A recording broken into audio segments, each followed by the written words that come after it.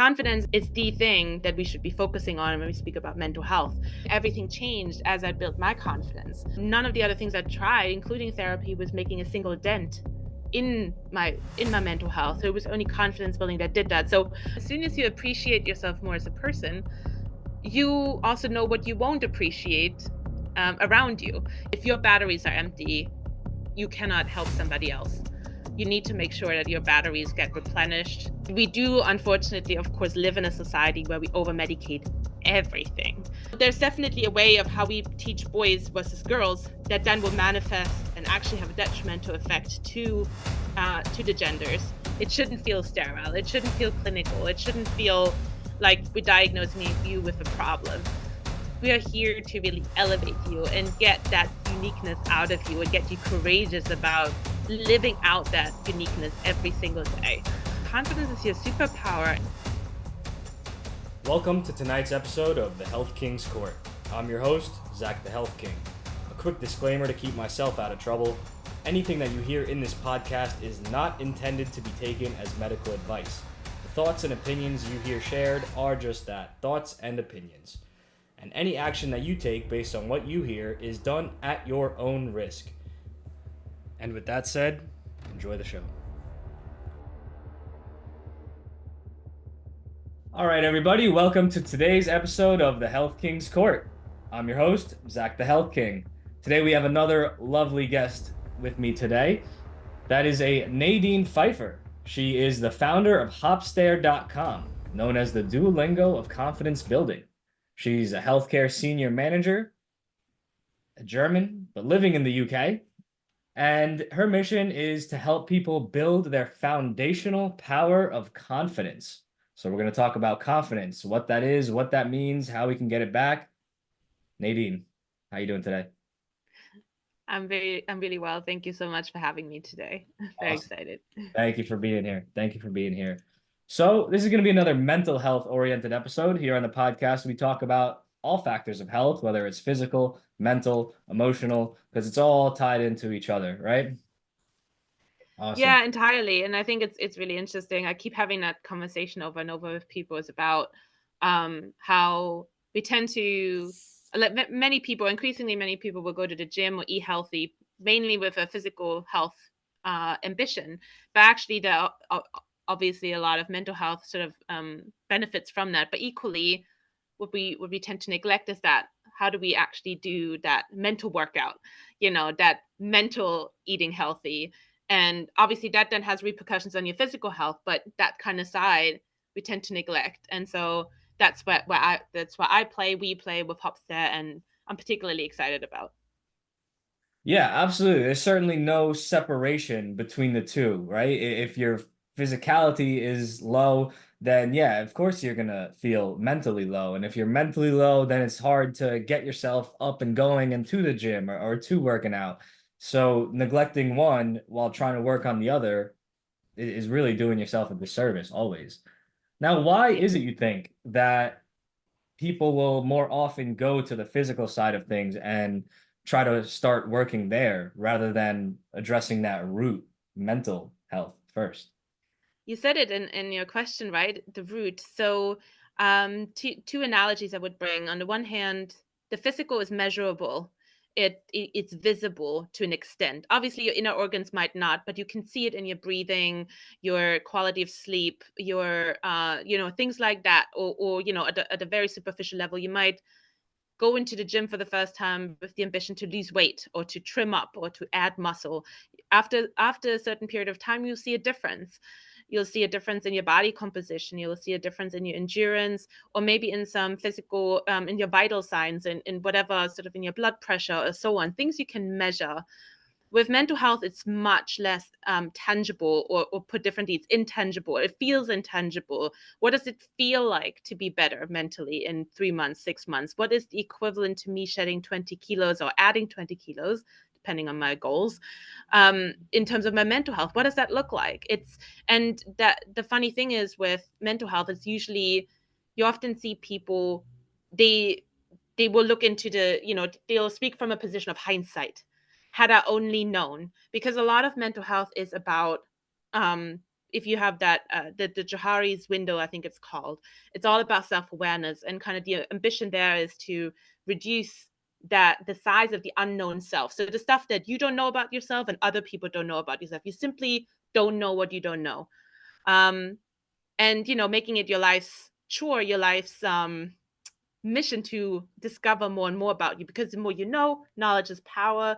The more you can improve as an individual, get better, and get to that root factor, that root that you just cannot see. Like that, and that's the second analogy, and I'll shut up, I promise, is the tree, right? We tend to focus, when we look at trees, we see the crown, we see the trunk, we see the crown. We don't see the root. But without the root, the tree will fall over. So, and that's the same for humans. If I look at you now, I see how you look. I hear you speak. I know a little bit about you from, the introduction, from our exchanges so far, but I don't know what's going on inside here. I can't see it. And it will take me a considerable period of time to get to know that. So my point is, we focus on things that are measurable, that are visible, that feel tangible. And it's much harder to picture success, improvement, and a path to go on when it comes to something that feels very intangible. That's my view anyway. That's a really good way to put it. That's a really good way to put it. I think that that plays a large factor in why people might gravitate towards the physical, because it is easier, like you said, to say, hey, last week I could only pick up a 20-pound weight. Today I could do a 25. Okay, I'm going to shoot to be able to take a 35 or a 50, and they can benchmark along the way. But it's harder to say, okay, today I had a good mental health day. That was better than last week. Okay, but I felt a little bad for how long. Yeah. Quantifying things, people get really caught up on. People get really caught up on. And we could talk about why that is, right? Is that a result of the educational systems and our grading of tests and that being what we judge ourselves upon, hard metrics? Or is that just because it is easier? That's a very interesting point that you raised. And I think a lot of people often negate or doubt the importance of mental health, or they doubt the how real the study of mental health or psychology is because of the lack of metrics. I've heard psychology or psychotherapy been referred to as not a real science and not actually real because for one person, they could have this event, this event, this event, and then they become one way and develop one unhealthy mental pattern. But another person could experience those same events and experience the opposite mental pattern. So it's not only not quantifiable, but it's sometimes the complete opposite of 1 plus 1 always equals 2. 1 plus 1 can equal 5, 6, 7, 8 in the realm of mental health Yeah. because everyone's brain and mind can process things so differently. 100%. I would say that obviously the same with any science, or the same with any health condition or health spectrum or area. There are certain things that are, I wouldn't necessarily say fixed, but there is certain things that are generalizable, and these are studied mechanisms. But you're right, it gets complex really quickly, because it's not simply that everyone's brain, there's similarities, shall we say, but I think you have to factor in things like personality, nature, nurture, gender, age, there's so many, and of course adverse experiences, trauma, all these sorts of things, that I always say every person is a snowflake. That's why it makes no sense to compare yourself to somebody else, because it kind of implies that you feel you're the exact same person than the person that you're comparing yourself to. And that's not possible, because you're completely different people. We all are. And so I think that's where mental health gets a bit tricky, because I think with physical health, that there is elements of those complex layers factoring into your physical condition, of course, but it's not quite as I don't think it's quite as complex, quite as hard to put your finger on when it comes to physical health and is with your mental health. And so that's where the complexity comes up. And I think that's where a lot of, I think, mental health services will will leave a lot of people disappointed. And I've certainly heard myriads of testimonies where that's the case, because I think if you neglected that complexity as to, if you want to brush every symptom over the same comb, as we say in German. I don't know if that's a thing in English, but like if you treat every symptom the same as if they ought to be experienced and originating from the same place, within mental health, then you're no better than a tick box exercise. You're not actually giving due justice to the individual in front of you. And but that's sadly a lot of what healthcare, mental health care, is about. And yeah, long story short, I think that that's not the way necessarily. There's brilliant people and professionals within the space, but there's also a lot of tick box and pathologizing and putting people in boxes and particular molds, and that's just not giving anybody any justice, and actually can be counterproductive to them really getting on top and growing as an individual. I 100% agree, right? The systems of healthcare in all realms, mental, physical, etc., they've been so corporatized and overblown that how could they not be run like that, right? Because how do you run a corporation? How do you run an efficient, gigantic system? You have to make those systems of check boxes and if this, then that, if this, then that, and get people in the door, out the door. Okay, run them through the ringer. If they're a square peg, well, we got to make them round because we have a round hole, and we'll make them fit. And whether it works or not, that's what you get. Yeah, and so I actually went to school with the intention originally to be a therapist, to be a psychologist, to be a Mm-hmm. counselor.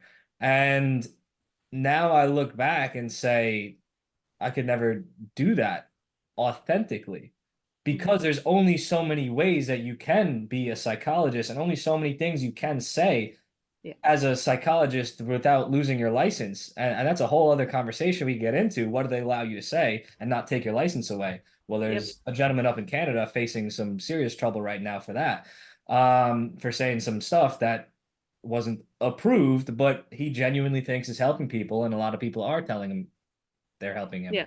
Um, I want to backtrack a little bit, right? Because you said something interesting philosophically. You mentioned the comparing of oneself to others and the Mm-hmm. damage that that could do. But is it actually possible to not compare yourselves to others? Think of the law of relativity, right? We could only know where we stand if we have other people to reference against. Is it ever a possibility to not do that? Is that something we should strive to? Or should we strive to do it in a healthy way? It's indeed a very philosophical question. I think there's probably 100,000 ways to answer this question, right? But I think one thing that I've certainly learned from, because I make it a little tiny quest for myself to speak as often as I can to people who think and live in this world in a completely different way to me, because it's very easy to fall into the trap to think that the way I live is normal, because what is normal? What my normal is very different to somebody else's normal. And so one example of that is some people, they might not they might not think about what time it is. Like they genuinely do not care. They go perhaps with where the sun is, and whatever, how bright it is in the sky. Like, there's some people who legitimately wouldn't. So so that's already one frame of reference to orient yourself against, that they refuse to live by. And the same holds true for other dimensions where we're starting to get into territory of comparing or referencing. I think what you are saying is perhaps the difference between referencing and comparing, and I think maybe that's one way to put it.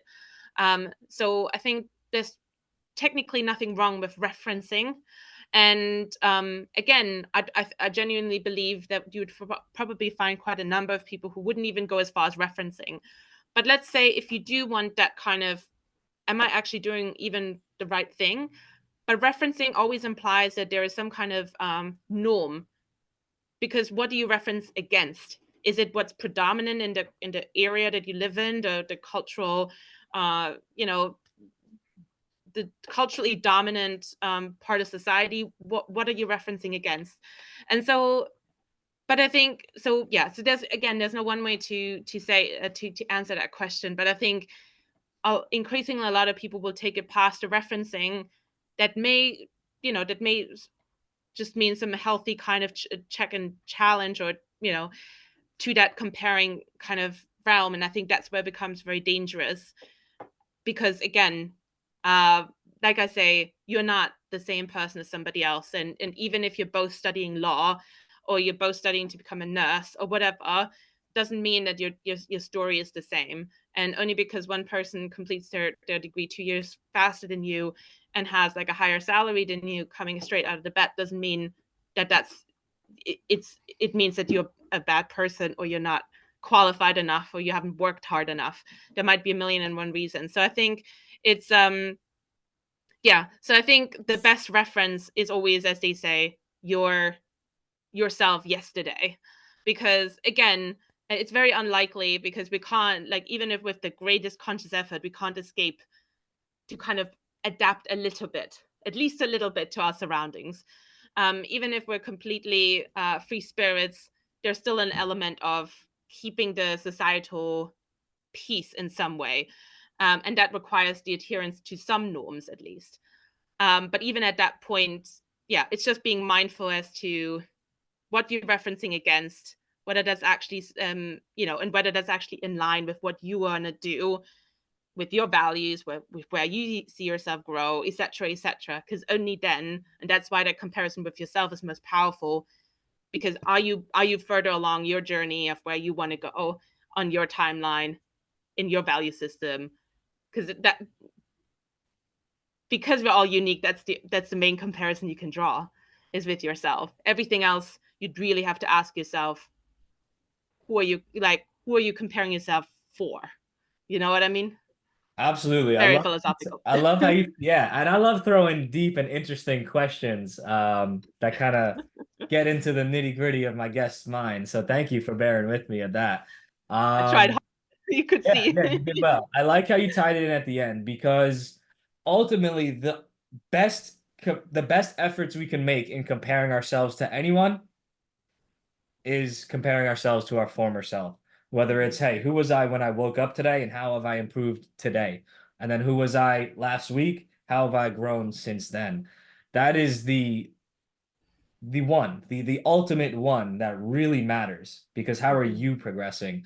But that doesn't mean that you can't reference other people's journeys and then possibly take inspiration, take Right. influence, take it as a, okay, I see some elements in that person that I would enjoy having incorporated into my life.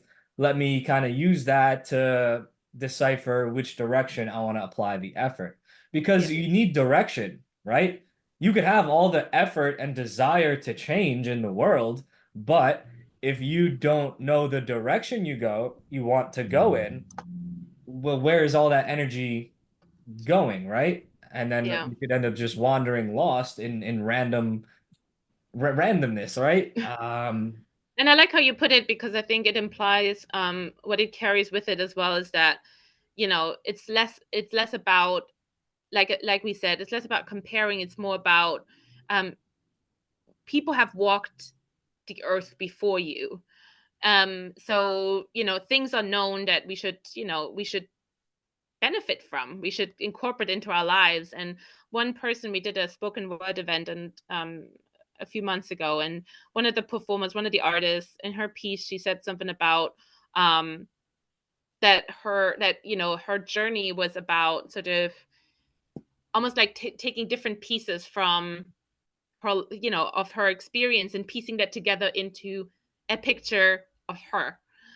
So it's kind of saying what you say, is like, taking those different inspirations and making that your own, testing what works and what feels right to incorporate into who you are, and what doesn't. And but at the end of the day, you're still a unique composition of sorts. What brought you into this field of study in the first place? So what brought me in, because my particular focus is confidence building, and not the way we tend to think about it in a Tony Robbins kind of style. Very much talking about your inner world, and it's not about rah-rah, it's not about extroversion. In fact, it's about, appreciating your personality, whichever it is, because that's what true confidence really is. And what brought me into that whole field was my personal frustration with the mental health system and the way we talk about mental health, because it is very much pathologizing, like I mentioned. It's very much putting you in boxes of diseases or conditions, or in buckets of symptoms. And it's a very problem-oriented view of the world, giving you a certain stamp, and really just putting a lot. You mentioned earlier how much it takes to say the right things once you're a qualified therapist. And there is certain treatments, and it's very regimented, as to how treatment and support in the mental health, in a regulated mental health world looks like. And that's just not how humans work. And one thing that's always really striking for me is that confidence doesn't tend to be mentioned, or not very often. It's not it should be a designated, at least module, if not a red thread going through any mental health training. Why? Because that is so fundamental to whole population mental health. Because if you don't have it, speaking of comparison, you will compare yourself. If you don't have that inner North Star, you're not clear of your values, you're not clear as to who you are as a person, you will need more and more reference points outside of you to orient. Because if you don't have that, then you get even more anxious. But if you orient yourself, you're actually chasing other people's expectations rather than following your own path. If you have no confidence, you will seek validation and attention from other people because you don't have it inside. So, and there's more and more things that I could cite here, but the point is that confidence doesn't come up in most studies of mental health. If you, like the other day, I spoke to somebody who's qualifying to be a clinical psychologist. It does not get mentioned in your studies. And that's shocking to me, because for me and my own journey, and having since spoken to thousands of people with different hats on, confidence is the one thing that people would universally say is the thing that we should be focusing on when we speak about mental health. That when people look back as to, oh, I wish I had done that sooner, it's confidence building that's top on people's minds, not symptom fighting, not getting diagnosed sooner. No, it's confidence building, believing in yourself, trusting yourself, worrying less, comparing yourself less, doing your thing earlier, sooner, being brave, courageous, and just failing forward, not worrying to fail in the first place. It's those sorts of things. And so, yeah, it was recognizing that for me, it felt like such a glaring gap, because for me, everything changed as I built my confidence. And, what wasn't, none of the other things I tried, including therapy, was making a single dent in my mental health. So it was only confidence building that did that. So long story short, that's what got me in. And it became such an obvious quest for me to go on to advocate and raise awareness on confidence, but also build a solution to help people build it. So, in your experience, if you'd like to share, why were you at a point in your life that you didn't have confidence? And then how were you able to obtain that confidence to move forward? Well, what happened there? Yeah, so to be honest, for me, it was entirely by accident. So no one in school, no one in high school, no one in university, no one at work, as I started my career, ever mentioned confidence outside of things like imposter syndrome or being confident on stage. There wasn't another mention of confidence in other settings. There wasn't talk about self-esteem, self-belief, self-respect. Any of those constituent parts we would classify under confidence. So I didn't really have, I knew I had a dictionary definition in my head, of course, like with most things that would be in my vocabulary, but I didn't really understand what confidence was. And in fact, it's one of those things that confidence gets misunderstood and misdefined quite a lot. So a lot of people think it's arrogance.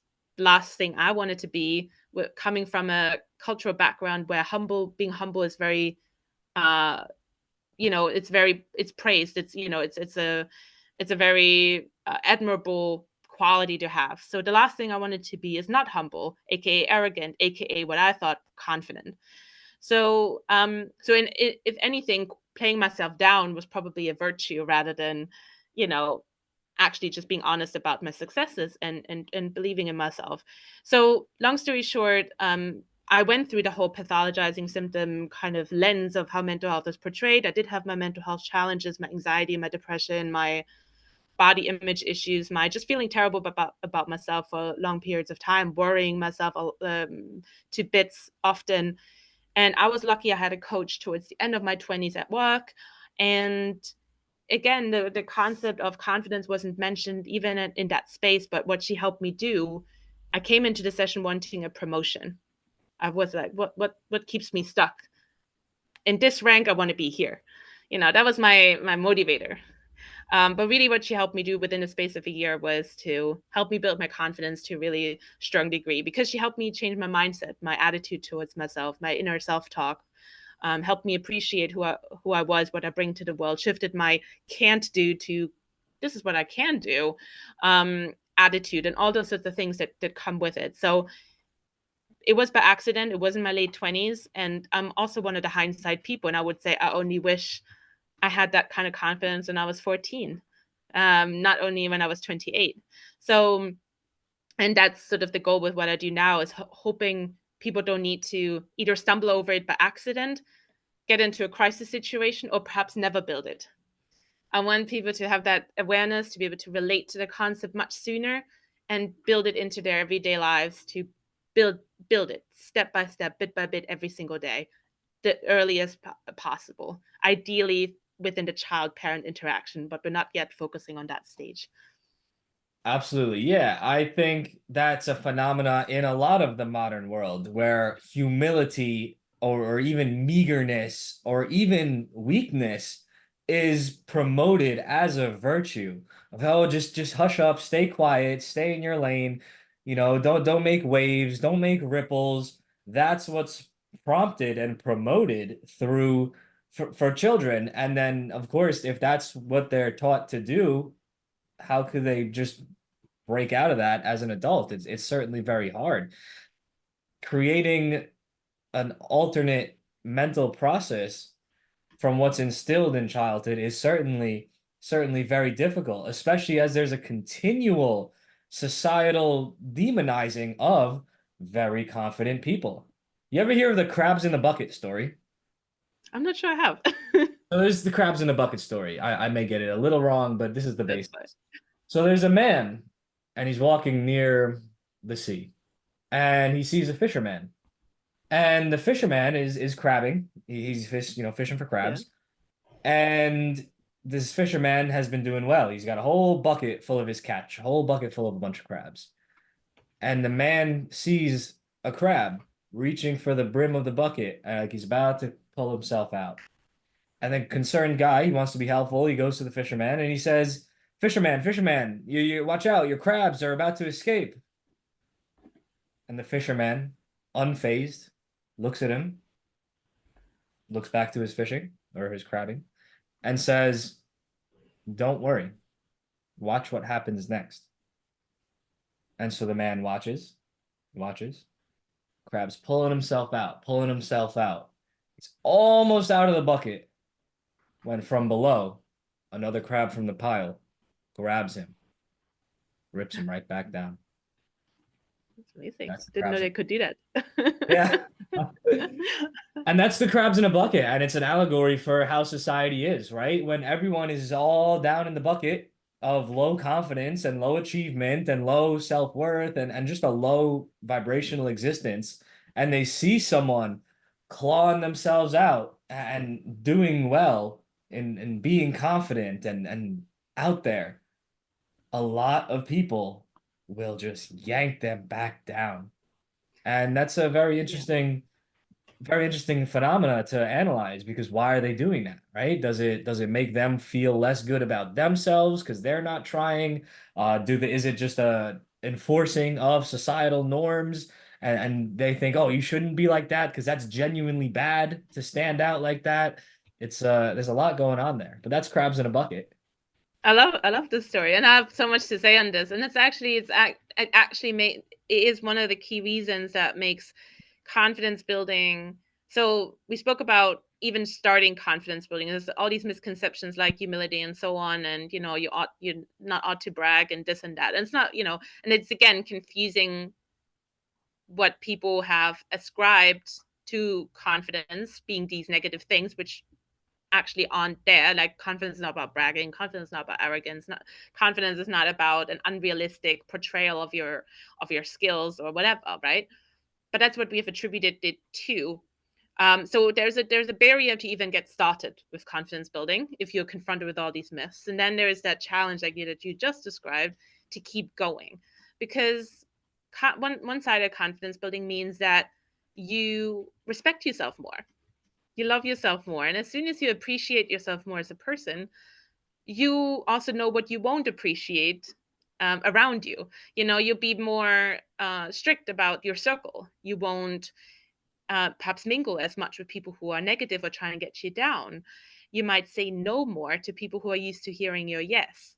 All these sorts of things. You suddenly will perhaps be more strict about your time or what you can do, even in the most polite way to put it. Like, these kinds of things. And then of course just you getting better, you actually working on yourself. I mean, that's just projection. If you then confront people who feel that as a threat because they're themselves perhaps not working on themselves at all, and they see you do well. So there's many things that actually are quite painful, in addition to you just unlearning, relearning, getting rid of old habits that don't suit you anymore, learning about difficult parts of you that are just, that can trigger shame and things like that. So there's that, but there's also the societal reaction to your confidence building, and it can be really, really challenging, very alienating, very lonely for a period of time, as you kind of disassemble your current tribe and circle to a new circle and tribe that actually is there to cheerlead you and you cheerlead them, right? But oftentimes what you see is two kinds of spirals. If you are somebody who lacks confidence, oftentimes what happens is it creates a bit of a spiral in your circle. So sometimes you'd find people, they don't necessarily make friends with other people purely because they like that person so much, but there's a compensatory dynamic going on. So think, for example, the stereotype is two friends. Maybe one is a bit bigger from a body shape perspective. One is perhaps more model-esque. The one person says, "Oh, look, I can walk with this person who looks better societally from a societal reward perspective," and the other person is like, "Look, I look so much better than this person who doesn't have that kind of body form." So there's a compensatory element on both sides. Neither of them are confident, but they cling together because they get something out of it. It's a transaction. So as soon as S hits the fan and either of them struggles with something, the actual response will not necessarily be, "Oh yeah, I've got your back," because you know what I mean? Like you have, and then you feel even more lonely and isolated. So I'm exaggerating, and I'm being very sort of crude about the example I'm giving. Obviously, in reality, it's way more complex than that.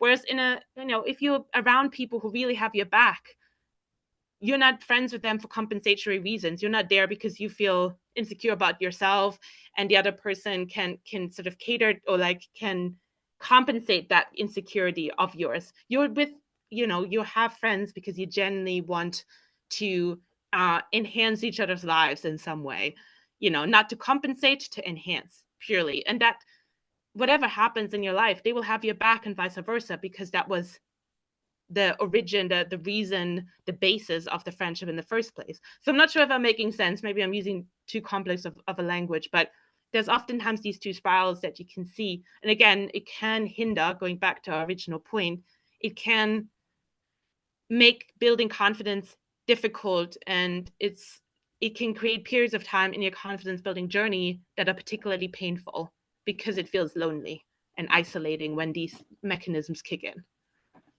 Absolutely. And there's a lot to branch off of with that, but you really hit some key points in the importance of assessing our interpersonal relationships and where they're coming from, how they are existing, and what each person is getting out of it. Because in any relationship, someone's getting something out of it. It might be even, it might be an uneven exchange, but we are all using each other, to put it quite plainly, right? Any sort of interaction, there's a purpose for each person, otherwise they wouldn't bother. Um, and so when it's both from a giving and taking perspective evenly, with the mutual best interest in mind, well, those are the only kind of relationships that have longevity and really true benefit. And I think it's an essential thing to assess, who do we keep around us? What are they like? And why am I or even around them? I think a lot of people, they stick around the same people just due to familiarity or due Mhm. to a feeling of like I owe myself to stick around that person or hang out with them because, oh, I know them 8 years, I know them 10 years, or, oh, maybe they're family. Sometimes the best thing you got to do is put up a wall against the people closest to you. And that is, like you said, something that's hard to do. You get caught in the spiral of, hey, I have low confidence, so it's hard for me to put up boundaries because that takes some internal strength and a feeling of confidence to be able to do. But only through putting up the walls where appropriate can you protect that inner confidence and allow and foster it and allow it to grow. So yeah, it's really important to, at the baseline, assess who you're allowing around you because they are going to influence you in so many ways. And it may not be confidence that fuels this initial part. It might just be integrity, for example, because integrity and confidence is not the same thing.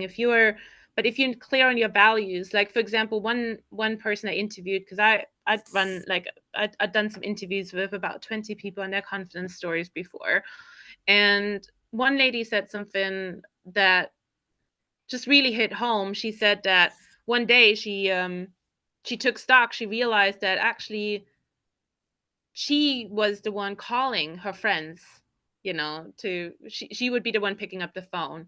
And so she decided for a period of a month that she wouldn't call anybody and her phone was silent. And that's really painful to hear, right? And it's not something that anyone wants to go through. This effing hurts, to be going to have that level of realization that, wow, my circle was my circle because of my initiative, not because other people valued me in a similar way. And so that's a really hard hitting truth. And I think that may have not necessarily come from a point of confidence, but just a point of integrity, a point of, knowing what you deserve, or maybe the infancy of confidence, but actually in using that as a real sort of light bulb moment, letting that fuel you into finding the circle that actually you deserve. And but yeah, all that is to say that it's hard. It's like these things can hard. So I think when you say familiarity and other things that hold people in one place, it's also just the avoidance of pain.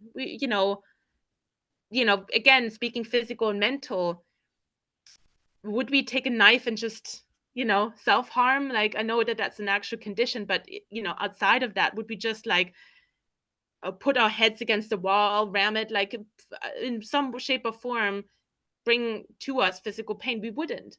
We would want to avoid it. But with these sorts of things, so it's kind of that sort of stuff gets triggered as we're thinking about, well, I'll be lonely and alone. No one will be like, I'll be isolated. No one will be talking to me, and that's a really hard reality to swallow, even if it's temporary. So that I think can also hold people in one's place, is to kind of maybe too much in the short term, weighing up okay, I'd rather have some level of socialization, even if it's bad, rather than having to go through 1, 2, 3 months of being completely isolated.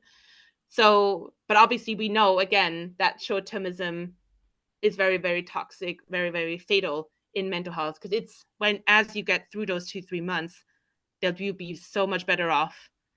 But it's that initial pain, it's so hard. And so yeah, I probably didn't phrase it very eloquently, but I think there's so many layers that really hold one in one place. So I have deep empathy for somebody who cannot get started or doesn't feel that they can get started, because those barriers are real. They're very hard. Here's a potential loop. Do you think some people deserve to be isolated and alone? Now, let me expand. The story that you just gave, this woman, she was the one calling out to all of her friends, and nobody really ever cared to call out to her. Well, I don't know this woman, and these certainly are not allegations against her specifically. They just made me think of this that might happen. Mm-hmm. Now, it could be possible that that woman was lovely and wonderful and a giver, and the other people didn't appreciate her and they were awful. But certainly there might be circumstances where someone finds themselves always being the one to have to kind of try to pry into the friend group, and the others like, all right, maybe throw them a bone occasionally, but don't really want to be around them because maybe that one person is just awful. Mhm. Maybe they are a negative Nelly, a negative Nancy. They're always bringing everyone else down, especially if they are at a place of low self-worth, low self-esteem. They could have some very unhealthy thought patterns and behaviors that nobody wants to be around. So I Mhm. think it's important in self-analysis and self-assessment, especially in relation to relationships. Am I the problem sometimes? Mm. Is if everyone has a problem with me around me, yeah, maybe they're all awful, but maybe it is me. Yeah. That's No, an 100%. And I'll make a very crude, although it's not gonna be an exact science by any stretch of the imagination, but I think we can picture the kind of typical persona. But I tend to often talk about quiet and loud, low confidence. So the quiet is quite obvious, it's the people who are like, oh no, I can't really do that. I don't believe in myself. They will talk themselves down, or they might not talk at all because they they really don't dare. But then there's loud low confidence, and those are the braggers, the arrogant, the bullies, the people that put other people down, that take credit for what they haven't done, that undermine others. Those are the visible people that are clearly not secure, and they're compensating in very loud ways that they're not secure. Mhm. So these people can oftentimes live in a really strong bubble of shame. They're not. It's not necessarily. They might simply be not aware, but oftentimes they are technically aware, but they just can't face the honesty with themselves, let alone other people. There's so much embarrassment and hold up those patterns. And a very extreme example is a narcissistic person, right? They will make life hell, particularly for those closest to them, whether it's their children, whether it's their spouse. Um, and those are people, that's like the extreme group of people that will there's very low chance that they will ever change, like, because their level of shame is through the roof. They will literally crumble apart. Like, the level of pain that they would face if they were honest with their patterns is unbearable to them. So they'll keep that show up and running. So back to your story, that do some people deserve to be left alone and isolated?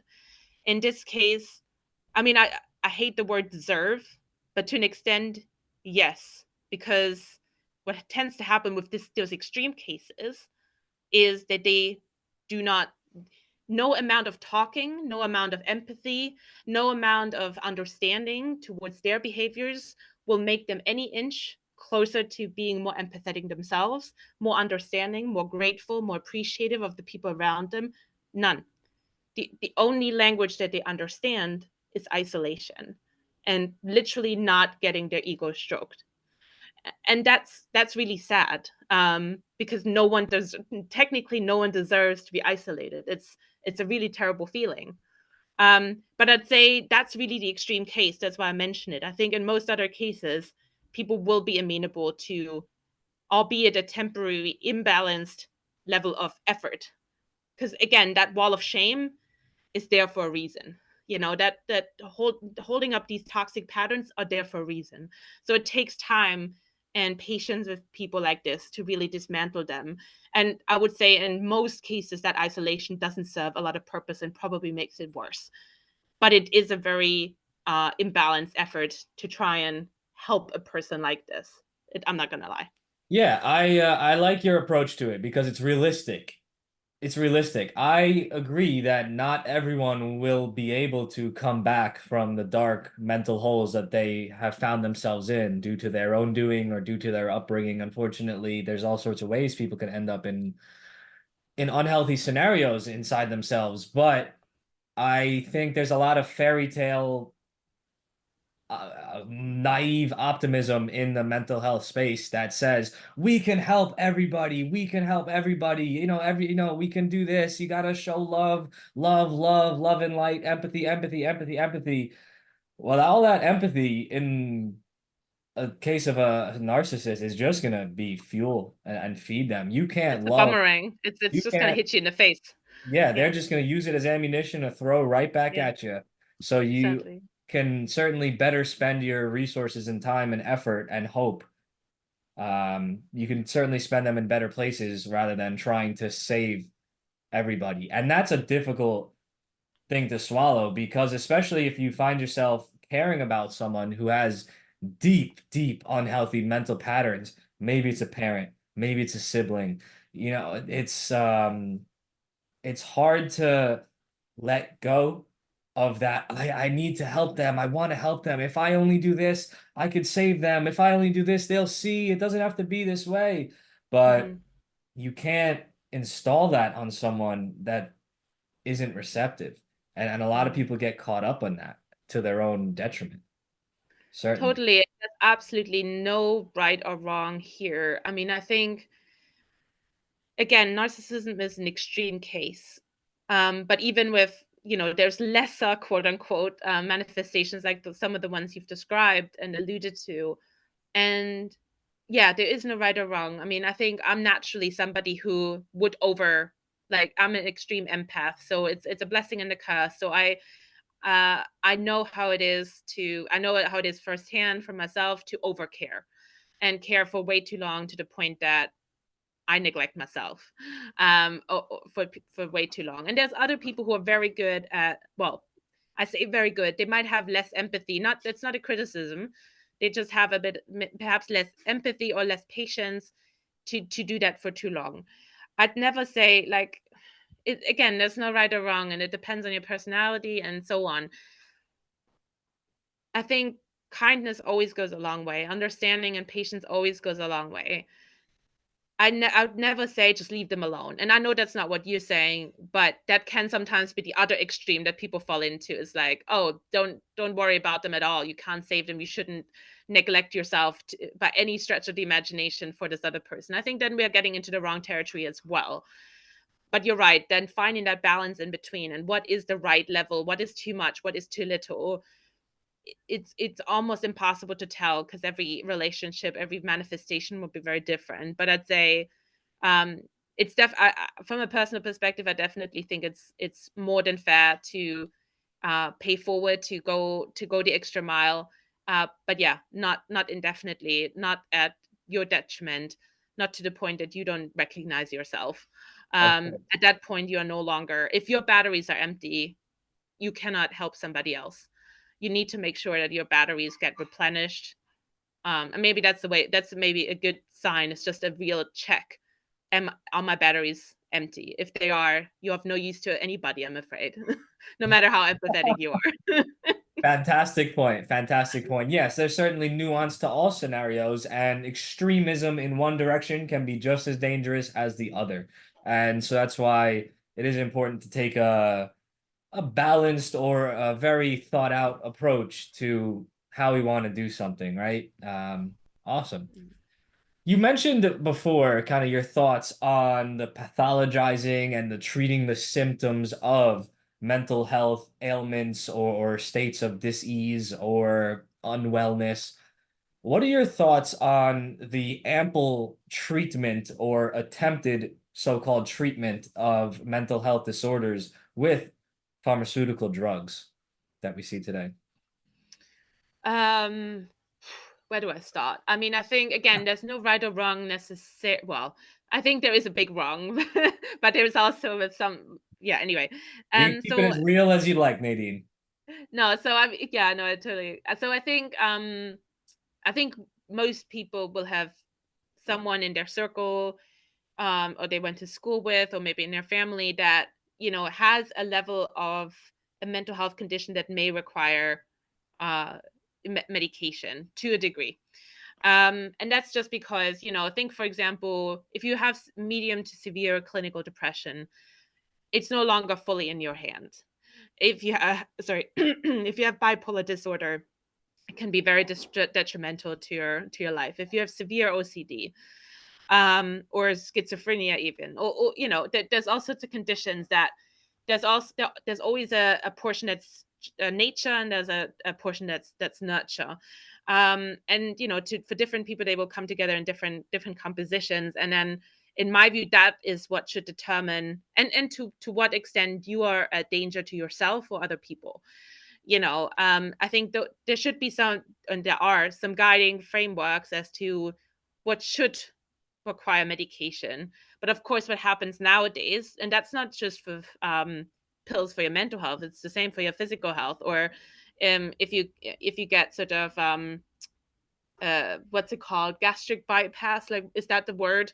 If there's all sorts of ways of how we outsource our own responsibility for your health. So by no means will I ever look down on anybody who has symptoms they don't feel that they can manage. They're trying their best already, but they're just really unwell.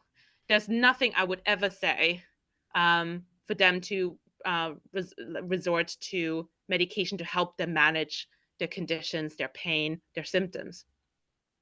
But we do, unfortunately, of course, live in a society where we over medicate everything. Where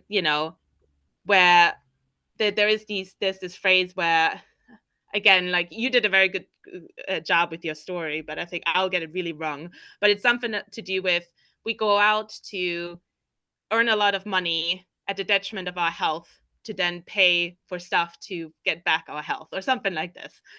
So we work ourselves into an early grave, effectively, at a huge impact on our health. We might be out of shape physically. We might have high blood pressure. We're certainly stressed. We have a lot of anxiety, and then we pump ourselves full with sleeping pills and with this and that, and so. And that's a cycle that we're in as a society. And so obviously that's the downside of that over medication, is that because there's an availability of medication, we almost rely on that to be our backstop. But imagine you live in a world where that wasn't the case. Suddenly you are forced to, and there's no way back unless you take charge of your own health. And that's, I think, what we're talking about here, is that over medicalization, that over pathologizing, that, very preventable space. It's very much in your hands by virtue of just walking a little bit, just getting some sunlight, some fresh air, go into nature, eat a balanced diet, nothing crazy or difficult. Just reduce sources of stress, have better relationships, reduce conflict, reduce, drugs of any kind.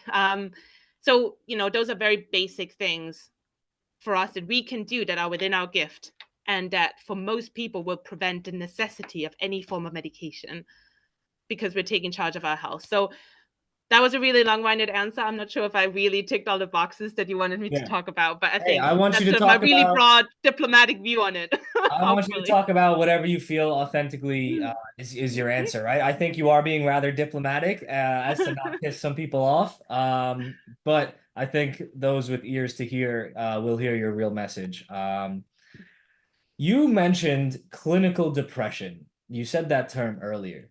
What Mhm. is clinical depression versus feeling depressed or temporarily feeling sad? What's the differentiator, right? Do too many people get slapped with that term, clinical depression, in that pathologizing, versus people are temporarily feeling depressed and maybe they should be feeling depressed right now? I'll give my thoughts on it, but let's hear yours. So obviously I'm not a trained, psychiatrist or psychologist, so, take it with a pinch of salt. But my personal distinction would be, if you're clinically depressed, and again, there will be a spectrum. So there'll be mild and there will be severe and everything in between. So, and I think the more severe it gets on that spectrum, the more you will feel mentally and physically unable to function. Like, oftentimes people with clinical depression would describe scenarios where they literally cannot get out of bed. They just cannot. Like, it seems strange to someone who's never experienced that situation in their life. Like, how can you not get out of bed? It's like so easy, just one step at a time. They cannot. Like, nothing makes sense. Like, the world doesn't not there's no motivation, not the slightest sprinkle of motivation to do anything, to not even to the point where they will let themselves go physically, not shower, not eat, not basic hygiene will be neglected because they can't. There is no reason to do it. There's no motivation. There's no energy. There's nothing. And I think that's where we start to get into that clinically depressed world. Whereas if you're sad, you are feeling depressed, you might have an intense, overwhelming amount of sadness where you can still function, but it can still feel very debilitating in that moment in time. And again, there will be a spectrum to that as well. And obviously at some point you will get into, if it's ongoing, if it's every day, all day, you start to get probably in that clinical territory. So I think, again, take it with a pinch of salt. I'm sure a psychologist would be able to give you an eloquent response, but I think that's where I would draw the line. But what's yours? I am one that's not afraid to be brash and bold. I think labeling depression as a disease is why a lot of people are depressed still. I think Mm, it ends up being an excuse. I think it ends up being, oh, I have depression. And then it becomes a label, it becomes an identity, and it becomes a self-fulfilling prophecy in an ongoing basis without ever searching for an actual solution. I yeah. actually think that depression is a good thing. I think Mm, depression is a built-in mechanism in our brains, like a warning sign, alarm bells telling us, hey, something's not right. And I think it's up to us to internally reflect and figure out, why am I feeling depressed? mm, And then address that. And only through actually addressing the causation can we ever expect to not feel depressed. But that takes hard work and that takes self-reflection. Am I depressed because I'm massively overweight and, I don't like how I look? Maybe. Am I depressed because I'm massively overweight and my physical body is in so much pain that I can't function, and then that's awful? Maybe. Am I depressed because I'm at a job that is actually just killing my spirit and my soul and I hate it? Maybe. Am I depressed because my relationships aren't good, or I'm in a relationship that's not treating me good, or like something's not right? I think it's our job to figure that out in those states mm. of depression to get out of it. I think it's a good thing. It's a warning sign. It's a built-in alarm bell, to put I it. think I, I think I would say yes and no. I think there's a lot of truth to that, and I think that's the challenge with over pathologizing mental health is a lot of people stop at that junction, and like you say, they might say, okay, I'm done. I'm now officially clinically depressed. I'm done. I have found my solution, or I found the reason as to why I am the way I am, or why I feel the way I feel. And that's the end of their quest to self-discovery and solution and root cause analysis and all that jazz, everything you've described. But there's, of course, that's why I say sort of being depressed and feeling depressed. I think it's a difference. And feeling depressed will like any form of depression, and that's what I've said in the beginning. Any form of depression or other certain other mental health conditions, if you do all of that, what you're describing, that root cause analysis, it will go a long way. And a lot of this can lead to a better confidence, and other good root causes being improved and so on, and will alleviate a lot of your symptoms, but only to an extent. So there will be manifestation. There will be people who are not just feeling, they are depressed. And there is an element where they can try their absolute hardest and they will not be able to improve that fully or cure it fully just by preventative measures. And I think so that's why I think it's, and particularly when you are in that medium to severe space, you might actually be like, if you're at the point where you cannot take care of your personal hygiene. And I've seen it, in my family. I have clinical depression. I've seen it, quite a few times, to the point where you cannot function. You won't even be able to think about your body shape, your current relationships, your job. You'll be happy if you can brush your hair. So I think there is definitely, but the way we tend to talk about depression, we tend to use it loosely. Oh, I'm depressed. Yeah. And I think that's what the problem is, because we minimize actual people who suffer from real depressions. Like we minimize their the way that it manifests for them.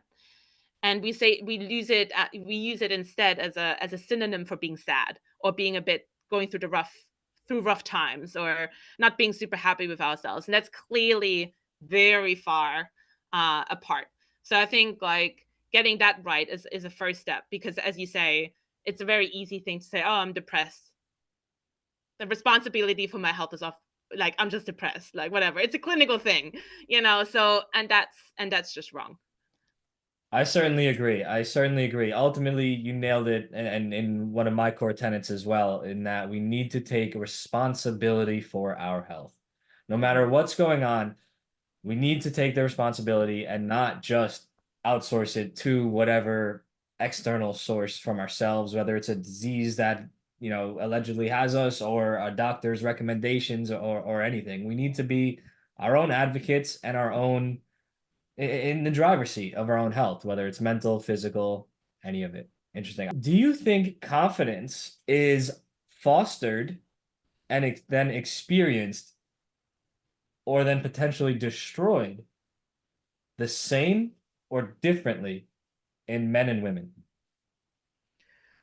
It's a great question, and again, there's probably not one answer, but I think clearly expectations uh of being a man, of being a woman, even in this quote unquote modern day and age, are still quite different. There's lots of studies to show how we are raising boys and girls differently. The subtle but distinct differences. And, that's not to say men and women are the same. Of course, we're different. We're meant to be different. There's a biological difference between the two. So, let's not neglect that. And sometimes people can take it too far to almost say that they're both the same. And, anyway, we're getting to a different territory. But, we're fundamentally different. But we definitely downplay the impact nurture has on how and the realities of how boys and girls become men and women, and sort of their resilience, their confidence, their emotional intelligence, all sorts of things. So there's lots of studies to show how, for example, we are much more careful, and we would use words like be careful, like or catch a girl over a boy. Like if they just jump off a whatever in the playground of like a high whatever obstacle, that's fine. Like we're like, yay, you go, but if it's a girl, it's like, oh, be careful, like, be cautious that you don't fall, and that's just a really basic example of how we raise beyond biology. We raise men and women, or boys and girls, differently, and that will have an impact on their confidence, on their level of resilience, their level of ability to put themselves forward naturally, the ability to take risks, all those sorts of things. So I think but equally, obviously, the over expectation on boys that they can do everything, they're so strong, and like and they ought to be strong at all costs. Again, obviously, we know that the consequence of that is really detrimental to men. So I think it goes beyond confidence, clearly, that kind of question. But I think so it's hard to really generalize in terms of but I think because girls are raised more prudently, you see them I guess become more humble, or like more realistic. There's again lots of studies how female founders, for example, tend to be more realistic in their portrayals of their businesses, or their projections, or the way they pitch to investors, than men. Men would give you the best case scenario, the 1% chance likelihood scenario, and that's how they get the money. And we see the stats. We know that 2% of investment goes into females, everything else goes to white males, basically. Like it's sort of that extreme. So there's definitely a way of how we teach boys versus girls that then will manifest and actually have a detrimental effect to the genders. Men get an unequal share of recognition just for having been encouraged more, and women hold back more because they've been told to be careful, to be more humble, to be to keep it low. So I think that definitely, again, it goes beyond confidence. It cannot be all explained away with confidence, but I think there's definitely key differences as to how that will show up in in adult life. I don't know if I'm making sense. Yeah, there's certainly, I mean, that could be a whole episode in Oh itself, yeah. talking about men's confidence versus women's confidence, the struggles that men face in their um endeavors versus women. And yeah, that's it's certainly an interesting thing. And I think both genders are being done an injustice in so many Oh, ways, for sure. so Yeah. many ways in modern society. But with the time that we have left, let's talk about Hopstare. Tell me about that. What is Hopstare? How does it function? How does a user use it, and what do they get out of it? Yeah, so the ambition with Hopster is to, obviously we talked a lot about confidence today, and the goal very much is, on the one hand, to really shine a light on confidence building. We don't diagnose you with a condition. We don't diagnose and go by your symptoms. We go by your goals, and we foster your confidence. We really are focused on that root cause, on that root factor, that root system of that tree that we talked about. On the other hand, it's recognizing that people do not invest proactively into their mental health. It is something that falls by the wayside, and the soonest we tend to talk about it, the soonest we tend to focus on our mental health is when a catastrophe strikes. So the idea is also to find ways of designing the app in a way that excites people to, as I tend to say, invest into their mental health piggy bank. So do little deposits every single day. Look back after 3, 6, 12 months to see, wow, speaking of measurability, like, how far have I come? I'm more resilient. I'm able to draw my own boundaries more. I'm able to put myself forward at work more. Whatever it is that your goal was in the confidence realm. And so one of the strap lines for us, and you've mentioned it in your intro, is the Duolingo of Confidence Building. So over time, what we want to get to is an experience where Duolingo has achieved making language learning exciting and fun. It's not meant to be. It's meant to be painful and boring, but Duolingo has achieved to make it very effective and fun.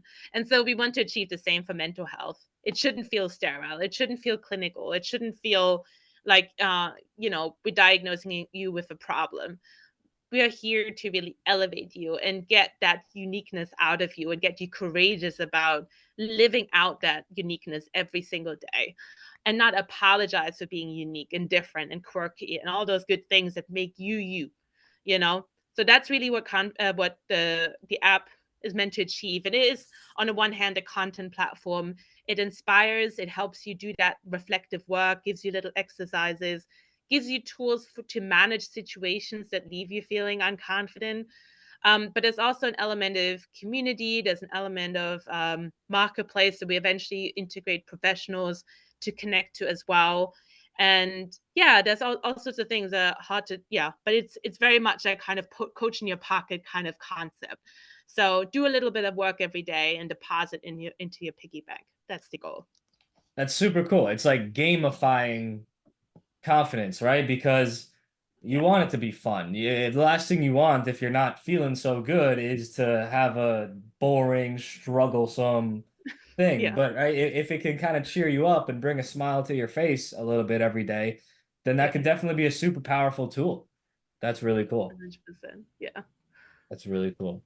And it's an app. Do people get um like sessions with someone or like an interaction with yourself or is everything you need built in right to that It's app? mostly an interaction with yourself.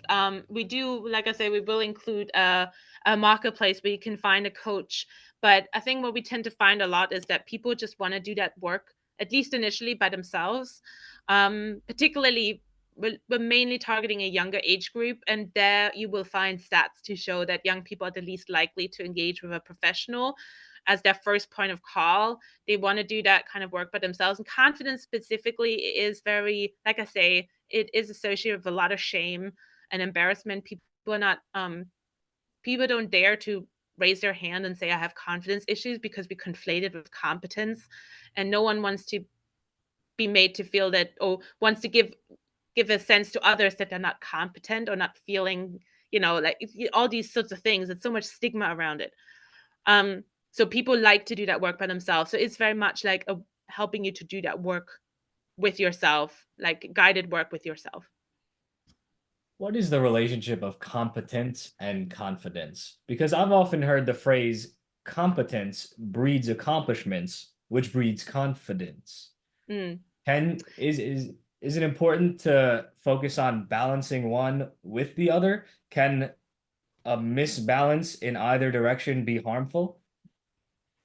It's a very interesting question, because you would find diehard kind of fans of that kind of competence, accomplishments breeds confidence. And I think what I would say is that I meet tons and tons of highly accomplished people that have very low confidence. So it's definitely a myth.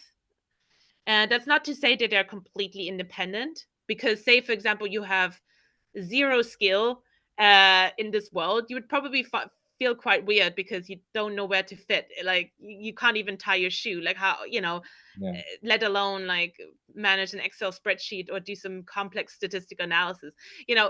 Of course, there's a level of accomplishment, particularly when it comes to your own goals. Like you're clear on your own goals and you work towards your goals and you get closer to your goals. There is certainly a sense of like, um, you know, sense of confidence that comes with it. But fundamentally, the two don't don't really go entirely together. Because again, you can be a Harvard grad, you can be the whatever, some senior person in Google or whatever we tend to look up to in terms of societal achievements, and still be lacking confidence entirely, even though you're well regarded and like praised and wow, you're so great, you're a great leader, whatever.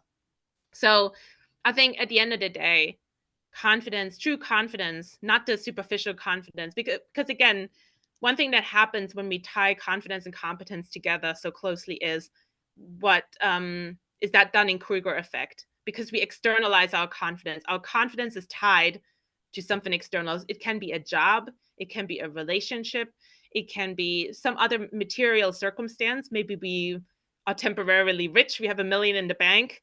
But what if that is gone? That million is gone, that job is gone, that relationship is gone. Are we still confident?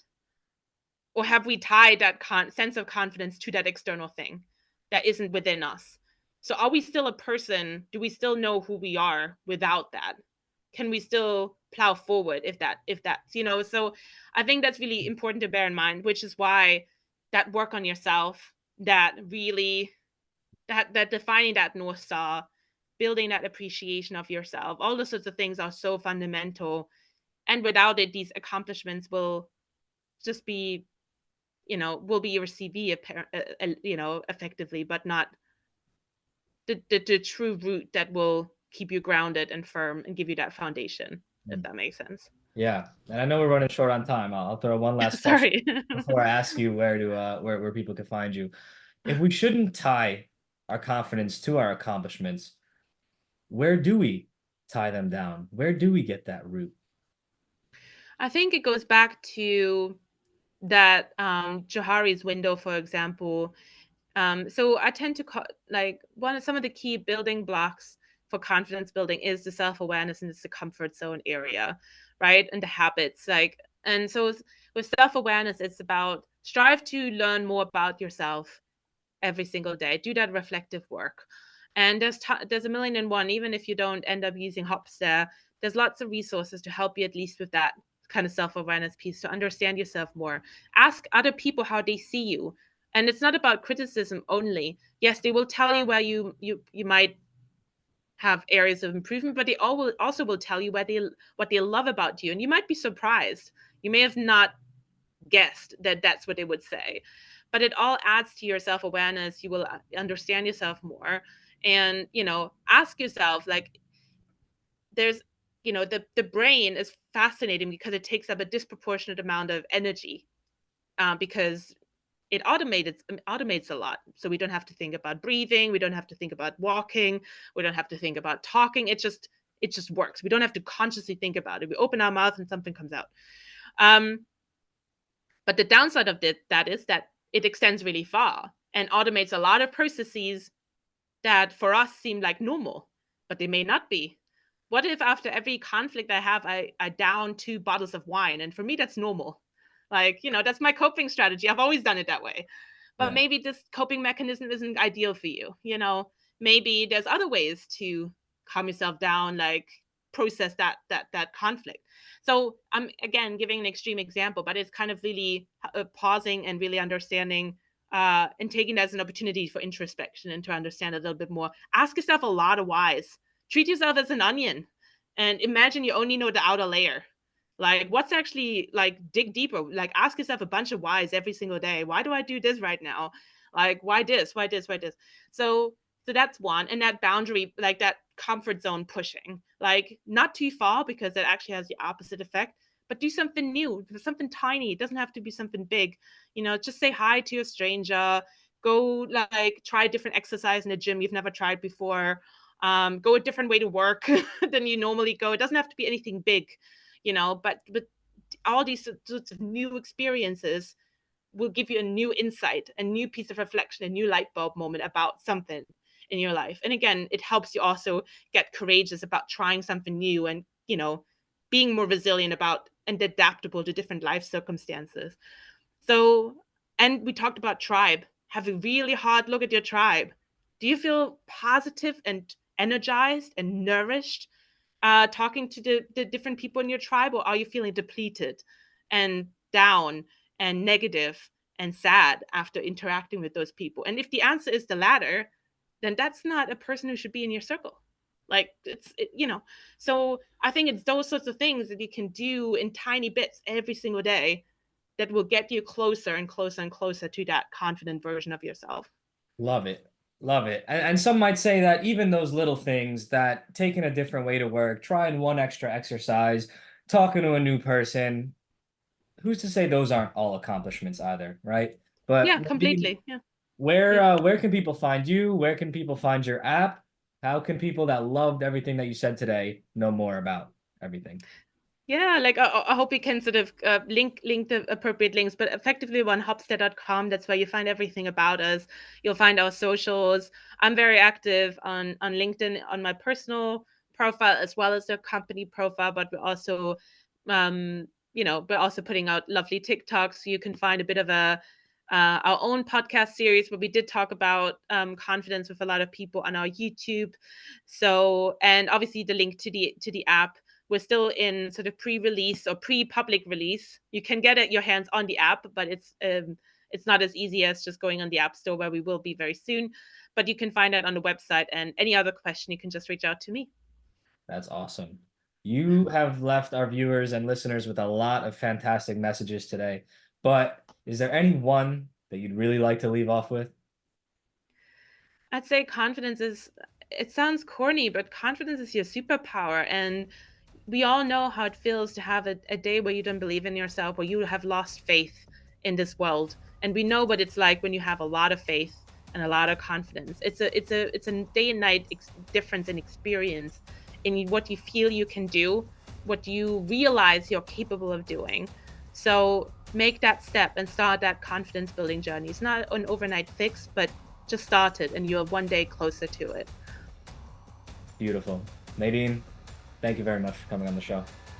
Thank you. It was my pleasure. If you enjoyed today's episode, which of course you did because you're still here, please give it a like on whatever platform you're on. Subscribe to the channel so you get notified about when my next video is coming out, which will be very soon. I have 14 or 15 already recorded, waiting to edit and publish and bring to you more listening and watching enjoyment. Many different topics coming, so do stay tuned. Check out Nadine at hopstare.com. I think she's a wonderful person, and I'm super happy to have had her on. It's really amazing to get to talk to people that are so relatable, right? Who hasn't struggled with confidence at some point in their life? But we have to overcome these things, and it's wonderful that there are tools such as Hopstare that people can use at their leisure to improve their own mental health and their own self-confidence. So check out ZachTheHealthKing.com. You can find all my links there, whether it's my podcast on the different platforms, my social medias, my guest appearances on other people's podcasts are also there. If you'd like to be a guest on my show, please email zakthehealthking@gmail.com. That's ZAK, thehealthking@gmail.com. Please let me know your name, your qualifications, what your subject matter of interest is. If you have multiple subject matters of interest, let me know. Comment below on whatever platform you're on. If you enjoyed today's show, give it some engagement, give it some love, ask some questions. I'll have Nadine answer them. I'll answer them myself. Let us know what you thought. And let me know if there's any particular topic that you would like to see me cover in a future episode. And I'll do what I can to get a guest to cover it. That's all for today, my friends. ZakTheHealthKing.com.